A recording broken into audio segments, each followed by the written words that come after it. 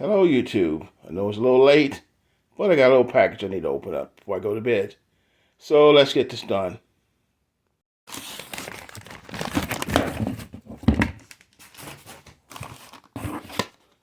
Some Loctite. That's for some other stuff I need to put on. This right here, it's like a little black trim between the pillars on the back side windows. Just so they usually are chrome or black.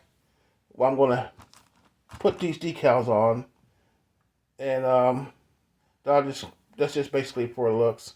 Simple little decal for the side pillars on the windows. Got black. I could have got chrome, but I wanted just the regular color scheme I'm going for, black and white. So black that is. So let's open up this big box and see what we have.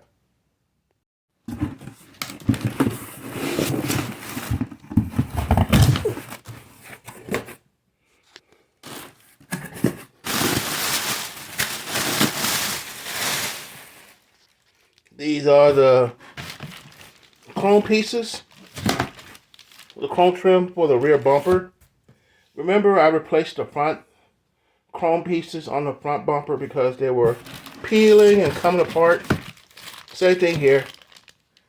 And just like I did the front bumper, I'm going to put these on and repaint these white to match the rest of the bumper.